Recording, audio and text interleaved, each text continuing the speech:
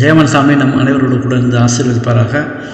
இன்றைய நாளிலும் நாம் தொடர்ந்து அந்த இயேசு கிறிஸ்துவின் பிறப்பை குறித்து நாம் பார்த்தோம். இப்பொழுது அவர் சிறு பிள்ளையாக இருந்த பொழுது 30 வயது வரைக்கும் என்ன செய்தார் என்பதை குறித்த செய்திகளை ஆண்டவர் சாமி பேசட்டும். இயேசு ஒரு ஆடம்பரமான நகரத்தில் வளரவில்லை.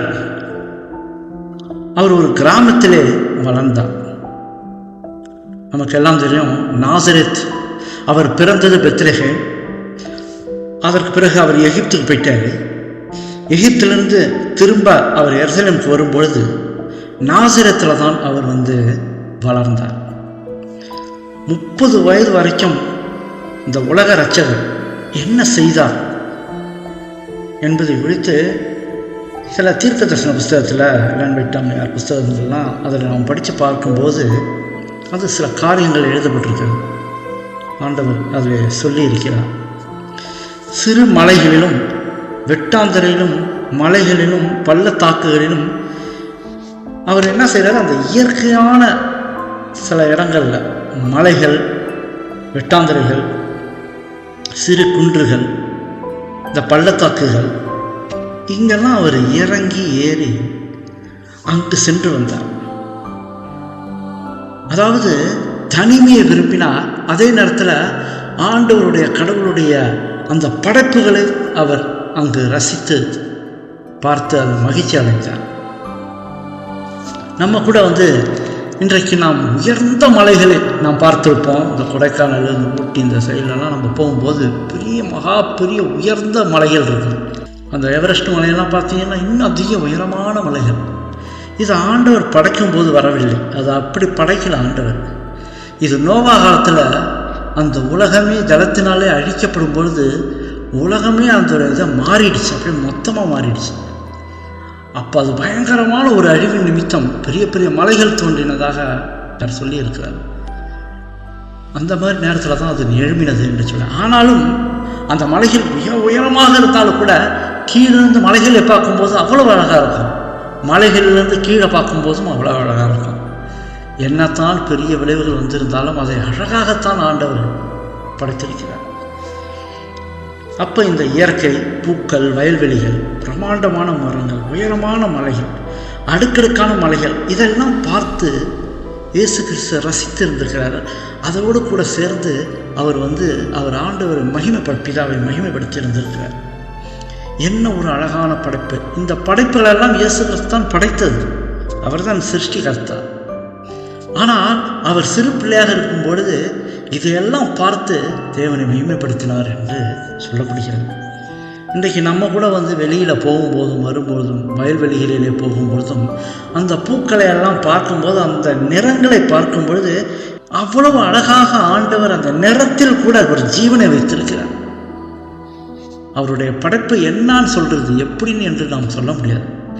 மரங்களை பார்க்கும்போது தூரமாக எவ்வளவு அழகழகான மரங்கள்லாம் இருக்குது. விதவிதமான மரங்கள், விதவிதமான பூக்கள், இதெல்லாம் கடவுளுடைய கருத்திலிருந்து வந்தது.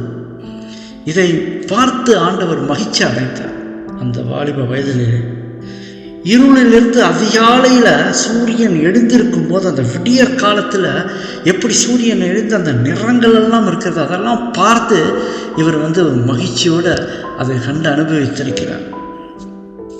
பறவைகளுடைய பாடல்கள், அவர் எங்கேயாக தனிமையில் அவர் இருக்கும்போது, இயேசு கிறிஸ்து தனிமையாக இருக்கும் பொழுது பறவைகள் பாடிக்கொண்டிருப்பதை ரசித்து கொண்டிருப்பார். சிருஷ்டிகர், அந்த பறவைகளை படைத்தவர் அவர். அந்த பறவைகளோடு இவரும் அந்த சந்தோஷத்தோடு அதை பார்த்து கொள்ளும்போது, அந்த பறவைகள் பாடுது பார்த்தீங்களா, அதோடு கூட இவரும் இசைந்து அப்படியே பாடுவாராம். இதெல்லாம் இயற்கையாக அவர் அனுபவித்திருக்கிறார். பேர்பட்ட ஒரு காரியத்திலே அவர் இருந்திருக்கிறார் என்பதை இங்கே நாம் பார்க்கணும். நம்ம இயற்கையை ஆராய்ந்து பார்த்துருக்கிறோமா? வெளியே போகிறோம், இந்த உலகத்துடைய காரியங்களை தான் நாம் ஆராய்ந்து பார்த்து கொண்டிருக்கிறோம். உலகத்திலே சாத்தான் போடுகிற வஞ்சனையான செயல்களை தான் ஆராய்ந்து பார்த்து கொண்டிருக்கிறோம் தவிர, கடவுள் படைத்த இயற்கைகளை ஆராய்ந்து பார்க்கிறோம். அது எப்பேற்பட்ட ஒரு படைப்புகளாக இருக்கிறது, எப்பேற்பட்ட ஒரு காரியம், எப்படி இதை படைத்திருக்க முடியும், எப்படி ஆண்டவர் இதை செய்தார் என்பதெல்லாம் நம்ம ஆராய்ந்து பார்த்துருக்கணும். கடவுள் சொல்ற ஒரு சிறு எறும்பை கூட படைத்தது கூட அங்கே பைபிளில் சொல்ல, அது சுறுசுறுப்பு பாதத்தில் போய் நீ கற்றுக்க அப்படின்ற. அப்போ அப்பேற்பட்ட ஒரு படைப்பு, கடவுளுடைய படைப்பு. எப்போ அதை நம்ம நினைத்து கூட பார்க்க முடியாது. இரவிலே அந்த வானத்திலே அந்த நட்சத்திரங்களை, ஏராளமான கோடிக்கணக்கான நட்சத்திரங்கள் அவர் வைத்து படைத்த பொழுது கீழே இருந்து நாம் பார்க்கும்போது எவ்வளவு அழகாக இருக்கிறது. அவர் படைப்புள்ள என்ன குறை உண்டு? நம் கைகளில் பார்க்கும்போது கூட அந்த 5 விரல்கள் கூட அழகாக இருக்கும். எதில் குறை உண்டு? கடவுளுடைய படைப்பிலே எதிலே குறை உண்டு? எல்லாம் நேர்த்தியாக படைக்கப்பட்டிருந்தது. அதை அவர் கண்டு ரசித்திருந்திருக்கிறாரு அந்த வாலிப வயதிலையும் சிறு பிள்ளைகளையும். நாசரேத்தில் மலைகளிலே ஏறி சுற்றி பார்த்தாராம். அந்த நாசரேத் மலையில் ஏறி சுற்றி பார்த்து அவர் என்ன செய்திருக்கிறார்? ஆயிரக்கணக்கான வருஷங்களாக காத்திருந்த இந்த மக்கள், மேசியா வருவார்னு காத்திருந்த மக்கள், இவர் மலையிலிருந்து உற்று பார்க்கும்போது அங்கே நகரங்களையும் கிராமங்களையும் அவர் உற்று பார்க்கும் பொழுது, இந்த 1000 வருஷம் கணக்காக இந்த மக்கள் மேசியாவுக்காக காத்திருந்தார்களே, இதோ நான் இருக்கிறேன், வந்துவிட்டேன், ஆனால் அவர்கள் தூங்கி கொண்டிருக்கிறார்கள். மேசியா அங்கு நிற்கிறார், அவர் ஆயத்தமாக இருக்கிறார், ஆனால் மக்களோ உறங்கி கொண்டிருந்தார்கள். மேசியா வருவார். இப்போ கூட நான் சமீபத்தில் ஒரு காரியத்தை படித்து பார்க்கும்பொழுது கூட என்ன சொல்கிறாங்க, சில பேருடைய ஆராய்ச்சி என்னன்னா, எருசலேம் நகரத்தில் உள்ள அந்த ஒரு முஸ்லீம் ஒரு ஆலயம் ஒன்று இருக்குது. அங்கே தான் ஆரம்பத்தில் இந்த ஆலயம், எருசலேமின் ஆலயம் அங்கே தான் இருந்ததாக சொல்லப்படுகிறது. அதன் நடுவிலே அவர்கள் கட்டி வைத்து விட்டார்கள். அதனால் ஒரு எருசலேமில் ஒரு பெரிய தடையாக இருக்கிறது அந்த அரசுக்கு. அங்கு திரும்ப எழுப்பி கட்ட முடியாமல் அவர்கள் விழித்து கொண்டிருக்கிறார்கள். பெரிய பிரச்சனைகள் ஆகும் என்று இவர்கள் என்ன கருத்து என்ன சொல்கிறார்கள் என்றால், 3வது முறையாக அங்கு ஆலயம் கட்டப்படும் மிக சீக்கிரத்தில். அதே எருசலேம் ஆலயம் அங்கு கட்டப்படும், அதே இடத்திலே கட்டப்படும். எப்படியாகினும் அதை நாங்கள் கட்டுவோம். அப்பொழுது அந்த இடத்துல மேசியா தோன்றுவார், அந்த மேசியா அங்கே தான் தோன்றுவார் என்று சொல்லி இவர்கள் காத்து கொண்டிருக்கிறார்கள். நம்முடைய சத்தியத்தில் பார்த்தா அது தவறான ஒரு கருத்தாக அங்கு அவர்கள் சொல்லி கொண்டிருக்கிறார்கள். இப்போ இந்த ஆயிரக்கணக்காக வருஷங்களாக காத்து கொண்டிருந்த அந்த ஜனங்கள் இங்கு மேசியா பிறந்து விட்டதை கூட அறியாமல் உட்கார்ந்திருந்தார். அங்கே தனிமையில் பிதாவோடு உறவாடினார். மலைகளில் ஏறி ஆண்டவர் தனிமையில் உறவாடி கொண்டிருந்தார். தியானத்திலே இருந்தார், ஜபத்திலே இருந்தார். பின்னான நாட்களுக்காக, அதாவது 30 வருஷம் முடிந்து அந்த 30வது வருஷத்திலே அவருடைய ஊழியம் ஆரம்பிக்கப் போகிறது. அதற்கு முன்பாகவே அவர் ஆயத்தமாக இருந்தார். நமக்கும் இது ஒரு பெரிய ஆலோசனை. தனிமையிலே ஆண்டவரோடு இணைந்திருக்க வேண்டும். தனிமையோடு ஆண்டவரிடத்திலே பேசி கொண்டிருக்க வேண்டும். ஆண்டவருக்கு என்ன சொல்றாருன்னா, வேதாந்தத்தில் என்ன சொல்றதுன்னா, மத்தேயு 6ஆம் அதிகாரம் 6ஆம் வசனத்தில், நீயோ ஜபம் பண்ணும்போது, நம்ம பார்த்து சொல்ற கடவுளே, நீ ஜபம் பண்ணுறன்னா உன் அறை வீட்டுக்குள் பிரவேசித்து, எங்கே போயிடு, நேராக நீ ரூமுக்கு போயிடுன்று, உன் அறை வீட்டுக்கு போயிடு, அறை வீட்டுக்குள் பிரவேசித்துன்னு போட்டு உன் அறைக்கு போய் உன் கதவை பூட்டி, அதாவது கதவை பூட்டிடுன்று, நீ உள்ள ரூம் உள்ள போய் கதவை பூட்டிக்கன்ற. வெடி சத்தமோ உன்னை எந்த தொந்தரவும் செய்யக்கூடாது, எந்த ஒரு தொந்தரவும் வரக்கூடாது. வெளி சத்தங்கள், ஏதாகிலும் டிவி சத்தங்கள் எது இருந்தாலும் அது அங்கே வரக்கூடாது. ஒரு தனிமையாக அந்த அறை வீட்டுக்குள் பிரவேசித்து உன் கதவை பூட்டி அந்த ரங்கத்தில் இருக்கிற உன் பிதாவை நோக்கி, உன் கவனம் எங்கே இருக்கணுமா, நேராக பிதாவை நோக்கின்னு சொல்லப்பட்டிருக்கு. பிதாவை நோக்கி ஜபம் பண்ணு அப்படின்னு என்று ஆண்டவர் சொல்றார். எப்படி ஜபம் பண்ணுற விதத்தை ஆண்டவர் எப்படி சொல்கிறார் பார்த்தீங்கன்னா, தனிமையில் எந்த ஒரு டிஸ்டர்பும் இருக்கக்கூடாது, நீ நேராக பிதாவிடத்தில் ஜபம் பண்ண. அதாவது நம்மளுடைய கவனம் எல்லாம் பிதாவை நோக்கி இருக்க வேண்டும். சாது சுந்தர் சிங் கூட ஒரு ஜபம் செய்வதற்கு முன்பாக ஒரு 5-10 நிமிடம் அப்படியே தியானம் அப்படியே உட்காந்துருப்பான், ஜபத்தை ஆரம்பிக்க மாட்டான். அதாவது நம்மிடத்துல இருக்கிற பல சிந்தனைகள், எந்த விதமான சிந்தனைகள் இருந்தாலும் அந்த சிந்தனைகளை கலைத்தி விட்டு மௌனமாக்கி அதை வெளியேற்றி விட்டு அதன் பிறகு அவர் ஜெபத்தை ஆரம்பிக்கிறார். நேரடியான ஒரு தொடர்பாக இருக்கும். நேரடியாக ஆண்டவரிடத்தில் பேசுவது போன்ற உணர்வாக இருக்கும். நாம் பேசுகிற வார்த்தைகளிலே தெளிவாக இருக்கும். தேவனிடத்திலே நேருக்கு நேராக பேசுகின்ற பெரிய உணர்வை நாம் அடைய முடியும். இங்கு ஆண்டவர் அதுதான் சொல்றார், அறை கதவை பூட்டி விட்டு தனிமையிலே என்னோடு என்னை நோக்கி, பிதாவை நோக்கி ஜபம் பண்ணு. அப்பொழுது அந்தரங்கத்தில் பார்க்கிற உன் பிதா வெளியரங்கமாய் உனக்கு பலனளிப்பார் என்று ஆண்டவர் சொல்றார். இப்படியாக தம்மை ஆயத்தப்படுத்த அதிக ஜபம் அவருக்கு தேவைப்பட்டது இயேசு கிறிஸ்துவுக்கு. அதே போல நாமும் இருக்க வேண்டும். நமக்கு முக்கியமாக பரலோகத்திலே நம்முடைய கால்கள் பதியப்பட வேண்டும். அங்கு போய் நடக்கணும் ஆண்டவரே. நாங்கள் இந்த உலகத்தில் எவ்வளோ பெரிய கஷ்டங்கள், துன்பங்கள், சோதனைகள் மத்தியிலே நாம் கடந்து போயிட்டு கொண்டிருக்கிறோம். நாம் கேட்க வேண்டிய ஒரே காரியம் ஆண்டவரத்தில், என் கால்கள் பரலோகத்திலே நடக்க வேண்டும் ஆண்டவரே. என் கால்கள் பரலோகத்தில் நடக்கணும். ஒவ்வொரு நாளும் நாம் காலையில் எழுந்து ஜெபம் செய்யும் பொழுது முதலாவது இந்த வார்த்தைகளை வைத்து விட வேண்டும் கடவுளத்தில். என்ன வார்த்தை என்றால், எங்களை சோதனைக்குட்பண்ணாமல் தீமை நின்று ரட்சித்தரும் ஆண்டவர், எங்களை சுற்றி வேலை அடைத்தரும் ஆண்டவர், இன்றைய நாள் முழுவதும் எங்களை பாதுகாத்த இந்த இதை முதலாவது வைக்க வேண்டும். ஏனென்றால் காலையிலிருந்து நீங்கள் படுத்து உறங்கும் வரைக்கும் சாத்தான் உங்களை என்னென்ன இதில் போய் விழ வைப்பானோ அந்த காரியங்கள் அத்தனையும் போய் விழ வைப்பான். என்னென்ன சோதனைகளை கொண்டு வரணும் அத்தனையும் கொண்டு வருவான். அந்த ஒரு நாளிலே என்னென்ன தவறுகள் செய்ய வேண்டுமோ அத்தனையும் செய்ய வைப்பான். அதனால் காலையில் எழுந்தவுடன் இந்த வார்த்தையை நீங்கள் சொல்லும் பொழுது என்ன, எங்களை சோதனைக்குட்பண்ணாமல் தீமை நின்று ரட்சித்து பாதுகாத்தான் ஆண்டவர் சொன்னது. இயேசு கிறிஸ்து நமக்கு ஜெபத்தை கற்றுக் கொடுத்ததில் அதில் ஒரு முக்கியமான ஒரு வார்த்தை அது. அதை நாம் ஜெபத்தில் செய்கிறோமா? நிச்சயமாக செய்ய வேண்டும். 30 வருடமாக இயேசு யூத சட்டங்களுக்கு உறுதியாக பிடித்து கொண்டிருந்தார். கற்பனைகள், ஆண்டவர் என்னென்ன கட்டளைகள் இட்டிருந்தாரோ ஆதி காலத்தில் பழைய ஏற்பாடில் அதையெல்லாம் அவர் படித்து வைராக்கியமாக அதில் இருந்தார். எந்த ஒரு அந்த 30 வருஷம் வரைக்கும், சிறு பிள்ளையிலேருந்து 30 வயது வரைக்கும் எந்த ஒரு தேவ அடையாளங்களையும் அவர் காட்டல. அவர் தேவன் என்ற ஒரு அடையாளமும் அவர் காட்டல. சாதாரண ஒரு மனிதனாக அப்படி போய்கொண்டு வந்து கொண்டிருந்தார் மக்கள் மத்தியில். எந்த ஒரு அடையாளமும் அவர் காட்டவில்லை. அவர்கள் மத்தியில் தான் வாழ்ந்தார். இருந்தாலும் எந்த ஒரு வெளிப்பாட்டும் காட்டல.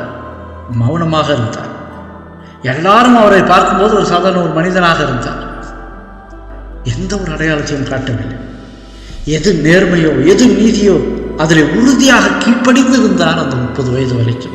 வேதாந்தத்தில் சொல்லப்பட்டது போல அவர்கள் தகப்பன் தாய்மாருக்கு கீழ்பட்டிருந்தார் தான் போட்டிருக்கு, கீழ்ப்படிந்திருந்தார் போட்டிருக்கு. அவருடைய நேரம் வரவில்லை. 30 வயது வரும்பொழுது தான் அவருடைய நேரம் ஆரம்பிக்கிறது. அந்த 30 வயது வரைக்கும் அவர் தன்னை ஆயத்தப்படுத்தி கொண்டிருந்தார். அவர் சாதாரணமாகவும் பரிசுத்தம் உள்ளவராகவும் இருந்தார். சாதாரண ஒரு மனுஷனாக நம்ம பார்க்கும்போது சாதாரண ஒரு மனிதனாக இருந்தார். ஆனால் அவரிடத்துல என்ன இருந்தது? பரிசுத்தம் மேல் பரிசுத்தம் இருந்தது. எந்த தவறும் எந்த பாவம் செய்யாதவராக இருந்தார். அவர் சிறு பிள்ளையாக இருக்கும்போது மிகவும் ஒரு கருணை உள்ள கொண்டவராக இருந்தார் என்று எழுதப்பட்டிருக்கிறது. பலரால் நேசிக்கப்பட்டவராக இருந்தார். அநேகர் இயேசு கிறிஸ்துவை அந்த சிறு பிள்ளைகளை பார்க்கும் பொழுது அப்படி பிடிக்குமா இயேசு கிறிஸ்துவை? ஏனென்றால் எல்லாருக்கும் உதவி செய்கிற கரமாக இருந்தது. யார் எதை கேட்டாலும் ஓடி போய் செய்வாரோ அந்த மாதிரி ஒரு இதாக அந்த பிள்ளையாக இருக்கும் பொழுது இருந்தார். அதை நாம் ஈசாக்கை நாம் ஒரு எக்ஸாம்பிளாக எடுக்க முடியும், ஒரு உதாரணமாக எடுக்க முடியும். ஈசாக்கை பற்றி எலன் ஜி ஒயிட் அம்மையார் சொல்லியிருக்கிறாங்க, அவர் கண்மூடித்தனமாக தன் தகப்பன் தாய்மாருக்கு கீழ்ப்படிந்தார் என்று சொல்லப்படுகிறார் ஈசாக்கு. அதனால தான் ஆபிரகாம் அந்த கட்டையிலே படு என்று சொல்லும்போது ஏதாகிலும் ஒன்று வேணாம், முடியாது, நான் கேட்க மாட்டேன்னு சொன்னதாக எழுதப்பட்டிருக்கிறார். தகப்பன் சொன்னது போல அவன் கட்டை மேலே படுத்தான். கத்தியை ஓங்கும் போது கூட அவன் மௌனமாக இருந்தான். கண்மூடித்தனமாக அவன் பெற்றோர்களுக்கு கீழ்ப்படிந்தான் என்று. இயேசு கிறிஸ்துவை பாருங்க, அவர் சிறு பிள்ளையாக இருந்த பொழுது எல்லாரும் அவரை நேசிக்கத்தக்கதாக வாழ்ந்தார். அத்தனை அன்பு அவரிடத்தில் இருந்தது. அத்தனை பேருக்கும் மரியாதை கொடுத்தவர், அத்தனை பேருக்கும் உதவிகளை செய்தவர். அந்த சிறு பிள்ளையிலே அப்படித்தான் வளர்த்தார். பிள்ளைகள் இயேசுவை போல இருக்க வேண்டும். பெற்றோர்களுக்கு கீழ்ப்படிந்து இருக்க வேண்டும். மற்றவர்களுக்கு நல்ல பிள்ளைகளாக இருக்க வேண்டும். ஒரு உதாரணமாக இருக்க வேண்டும். அப்பொழுதுதான் அவர்கள் பாதுகாப்பாக இருப்பார்கள். பெற்றோர்களை விட்டு விலகி தூரம் போனார், தேவனை விட்டு விலகி தூரம் போனார், அவர்கள் சாத்தானின் வலையிலே விழுந்து வெகு தூரம் சென்று பெற்றோர்களை அவமதிப்பது கூட வந்துவிடும். கீழ்ப்படியாமல் போய்விடுவார்கள். பெரிய ஆபத்திலே சிக்கொண்டு சாத்தானின் வழிகளிலே போய்விடுவார்கள். அதனால்தான் பெற்றோர்களுக்கு ஒரு பெரிய கடமை இருக்கிறது. பிள்ளைகளுக்காக இரவும் பகலும் அவர்கள் ஜெபித்தாக வேண்டும். சாத்தானின் நயவஞ்சகமான சூழ்ச்சிகளிலே அவர்கள் விழுந்து போகக்கூடாது ஆண்டவரே. அவர்களோடு இருந்து அவர்களுக்கு வேண்டிய புத்திகளை கொடுத்து ஆண்டவரே உம்மோடைய பயபக்தியாய் ஜீவிக்கத்தக்கதாக அவர்களை நீர் வாழ வைத்தனும், கிருபை செய்தலும், ஆசீர்வதித்தலும் என்று பெற்றோர்கள் ஜெபித்து கொண்டே இருக்க வேண்டும் பிள்ளைகளுக்காக. ஏனென்றால் உலகம் அப்படி இருக்கிறது. சாத்தானின் அந்த மூர்க்கத்தனமான அந்த குணங்கள் பிள்ளைகள் மீதிலே ஆரம்பித்துவிடும். ஏனென்றால் அந்த இயேசு கிறிஸ்து சிறு பிள்ளையிலிருந்து 30 வயது வரைக்கும் பெரிய சோதனைகள், அதிகமான சோதனைகள்லாம் சாத்தான் கொடுத்துருக்கோம். அதையெல்லாம் வெற்றி அடைந்து தான் அவர் வந்தார். பிள்ளைகள் இயேசுவை போல இருக்க வேண்டும் என்று இங்கே நாம் பார்க்கிறோம். இயேசு பெற்றோர்களுக்கு உதவி தேவை என்றால் உடனே எப்பொழுதும் உதவி செய்வார். இயேசு சிறு பிள்ளையிலிருந்து 30 வயது வரைக்கும் என்ன செய்தார்? பெற்றோர்களுக்கு கீழ்ப்படிந்திருந்தார், அவர்களுக்கு உதவியாக இருந்தார். லூக்கா 2:52 இயேசுவானவர் ஞானத்திலும் வளர்த்தியிலும் தேவ கிருபையிலும் மனுஷர் தயவிலும் அதிகமாய் விருத்தி அடைந்தார். பாருங்க, மனுஷர் தயவிலும் போட்டிருக்கு. எல்லாருக்கும் அவரை பார்த்தா பிடிக்கும். அப்படிப்பட்ட ஒரு வாழ்க்கை வாழ்ந்தார். அந்த 30 வயது வரையிலும் சாத்தானின் போராட்டங்கள் அதிகமாக இருந்ததாக எழுதப்பட்டிருக்கிறது அவருக்கு. அதையெல்லாம் மேற்கொண்டு ஜெயித்தார். இதெல்லாம் கடந்து போய் ஆக வேண்டும். அவர் ஊழியத்திலே அவர் வெற்றி சிறக்க. இந்த சாத்தானுக்கு எரிச்சலும் கோபமும் வந்துச்சு அவரை பார்த்து. ஏன்னா இந்த உலகத்திலே ஒருத்தர் பரிசுத்தமா நடந்துட்டு இருக்கார, வாழ்க்கை வாழ்ந்துட்டு இருக்காரு, எந்த பாவமும் செய்யாம இருக்கார அப்படி சொல்லிட்டு இவனுக்கு எரிச்சல் மேல எரிச்சல், கோபமான கோபம் இயேசு கிறிஸ்துவின் மீது. அவனால் தாங்க முடியல. நாசரேத் என்ற ஊர் மோசமான ஒரு ஊர் என்று சொல்லப்படுகிறது. வேதாந்தத்திலேயே சொல்லப்பட்டிருக்க ஒரு பழமொழியான ஒரு சொல்லு இருக்கிறது நாசரேத்தை பற்றி. யோவான் 1:43 என்ன சொல்றதுன்னா, நாசரேத்திலிருந்து யாதொரு நன்மை உண்டாக கூடுமோ? அப்ப எப்பேற்பட்ட ஒரு நகரமாக இருந்திருக்கு. எந்த நகரத்தில் அவர் வாழ்ந்து கொண்டிருக்கிறார்ன்றது பாருங்க. அந்த நகரத்திலேயே, மோசமான அந்த நகரத்திலேயே, அந்த கிராமத்திலேயே ஆண்டவராகிய இயேசு கிறிஸ்து எல்லாவற்றையும் கடந்து ஜெயித்து வந்தார். அவர் 100% மனுஷன் தானே, அவர் தேவனாக வந்தார். அவர் தேவன் தான். ஆனால் இந்த உலகத்தில் பிறக்கும்போது மனிதனாக 100% இருந்தார். ஆனால் மேற்கொண்டாரா இல்லையா, ஜெயித்தாரா இல்லையா சாத்தானே? அதுதான் நமக்கு ஒரு பெரிய ஒரு சாட்சியாக இருக்கிறது. அவரை போல நாம் இருக்க வேண்டும் என்று எலன் வீட்டு புத்தகத்தில் அதிகமாக சொல்லப்படுகிறது. இயேசு கிறிஸ்துவை போல மாற வேண்டும் என்று. அதெல்லாம் முடியாதுங்க. அவர் யாரு, நம்ம யாருன்னு நம்ம சேர்க்க முடியாது. ஏனென்றால் நம்மை போல ஒருவராக அவர் இருந்தார், பிறந்தார், வளர்ந்தார், வாழ்ந்தார். அதனால தான் அவர் நான் உங்களைப் போல வாழ்ந்து காட்டுகிறேன் என்று அவர் இந்த உலகத்திலே நம்மை போல ஆகி வாழ்ந்து காட்டினார். இந்த நகரத்தை இயேசு தெரிந்து கொள்ள பிதா அனுமதிச்சார். இந்த நகரத்தில் அவர் வாழ்ந்து ஆக வேண்டும். ஏனென்றால் நமக்கு நாளைக்கு சொல்லலாம், அவர் நல்ல ஒரு நகரத்தில், ஒரு பாவம் இல்லாத நகரத்தில் வாழ்ந்துட்டு அதனால தான் ஒரு பாவம் செய்யலைன்னு சொல்லிட்டு போயிடலாம். அந்த பாருங்க, அதையும் அனுமதித்தார். ஏனென்றால் அதையும் மேற்கொண்டு வந்தார். அதை போல நீயும் மேற்கொள்ள வேண்டும். பல பாவங்கள் சூழ்ந்துள்ள இந்த உலகத்தில் நாம் முன்னேறி சோதனைகளை மேற்கொண்டு வெற்றி அடைய வேண்டும் என்று ஆண்டவர் எதிர்பார்க்கிறார். நம்ம எல்லாரிடத்திலும் மத்திய 26:4 நீங்கள் சோதனைக்குட்படாதபடிக்கு விழித்திருந்து ஜபம் பண்ணுங்க. அந்த இடத்துல என்ன சொல்றாரு? ஜபத்தில் எப்படி கற்றுக் கொடுக்குறாரு? சோதனைக்குட்படாமல் தீமை நின்று ரட்சித்து காத்து கொள்ளும் ஆண்டவரேன் என்று ஜபம் செய்ய வேண்டும் என்று ஆண்டவர் அங்கே ஒரு யோசனை கொடுக்கிறார். இந்த இன்னொரு மத்தியில் என்ன சொல்றாரு? நீங்கள் சோதனைக்குட்படாதபடிக்கு விழித்திருந்து ஜபம் பண்ணுங்க. 2 ஒத்து போகுது பாருங்க.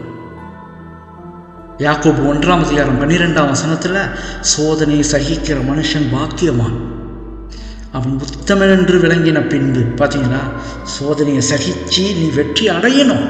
நீ வெற்றி அடையும் பொழுது அவன் உத்தமன் என்று விளங்கின பின்பு கர்த்தர் தம்மிடத்தில் அன்பு கூறுகிறவர்களுக்கு வாக்குத்தத்தம் பண்ணின ஜீவ கிரீடத்தை பெறுவான். அப்போ சோதனைகளை மேற்கொள்ளும் பொழுது நீங்கள் உண்மையாகவே ஆண்டவரிடத்தில் அன்பு கூறுகிறீர்கள் என்ற அர்த்தம். அந்த அன்பு கூறி கூறி அது ஆண்டவரோடு இணைந்து கொண்டிருக்கும் பொழுது பல சோதனைகளை கடந்து கடந்து வெற்றி மேல் வெற்றி அடையும் பொழுது ஜீவ கிரீடத்தை நமக்கு தான் ஆண்டவருக்கு அங்கே சொல்லிட்டார். வாலிப வயது 30 வயது வரைக்கும் அவர் பல சோதனைகளில் வெற்றி பெற்றவராகவே இருந்ததால் 30 வயதிலிருந்து அவருடைய ஊழியர் எப்படி ஆரம்பிச்சதுன்னு பாருங்க. எப்படி ஆரம்பிச்சது என்பதை நம்ம படிச்சிருக்கோம். எவ்வளோ, அதாவது அவர் இயேசு கிறிஸ்து எல்லாருக்கும் முன்பாக போய்கொண்டு வந்து கொண்டிருந்தார். ஜனங்கள் எல்லாம் அவரை பார்க்க ஆசைப்பட்டு ஏகப்பட்ட ஜனங்கள் அவரை சுற்றி இருந்தார்கள் 30 வயசு வரைக்கும். ஆனால் 30வது வயதிலே அவருடைய ஊழியம் தொடங்கின பிறகு பார்த்தீங்களா, ஜனங்கள் எவ்வளவு ஜனங்கள் அவரை நோக்கி பார்க்க போனார்கள். எத்தனை கூட்டம் அவரை சுற்றி இருந்தது. 12 பேர் எப்பொழுதும் அவர் கூட இருந்தார். அவர் பரலோகத்துக்கு போன பிறகு அவருடைய அடிச்சுவடுகளை பின்பற்றினவர்கள் எத்தனை பேர், ஏராளமான பேர்கள். இயேசு கிறிஸ்துவுடைய இதில் ஆழமான சத்தியங்கள் அடங்கி இருக்கிறது. இங்கே நமக்கு என்ன பாடம்? வாலிப சிறு வயதிலிருந்து வாலிப வயது வரைக்கும். அதனால தான் வாலிப பிரயத்திலே உன் சிருஷ்டிகரை நினை என்று ஆண்டவர் சொல்லியிருக்கார்.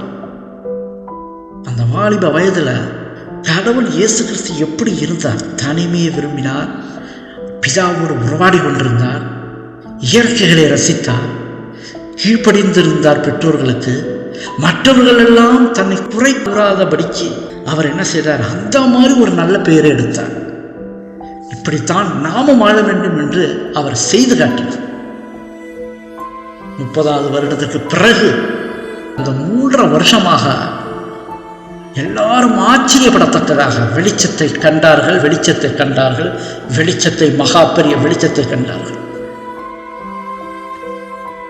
இயேசு எப்படி வாழ்ந்தார் என்பதற்கு இது ஒரு சாட்சி. சாத்தான் சிறு பிள்ளையிலேயே அவரை சாகடித்து விட வேண்டும் என்று யோசித்து பெரிய ஒரு முயற்சி செய்தான். அவனால் முடியல. நாசரேத்து இடத்துல பல சோதனைகளை வைத்தான், அதிலையும் வெற்றி கொண்டார். அவனால் முடியல. கடைசியாக மரிக்கும் பொழுது பெரிய வெற்றியை கொடுத்து விட்டார். நமக்கு அவர் வெற்றி அடைந்த நமக்கு வெற்றியை கொடுத்து விட்டார். இன்றைக்கு நாம் இந்த பாவங்களிலிருந்து மீட்டு பரலோகத்தில் நடக்கும் பொழுது அந்த வெற்றி பெற்ற மக்களாக அவரால் வெற்றி அடைந்த அவரால் நாம் வாழப்போகிறோம் பரலோகத்தில். இந்த பாடத்தில் இதுதான் ஒரு முக்கியமான ஒரு செய்தியாக இருக்கிறது.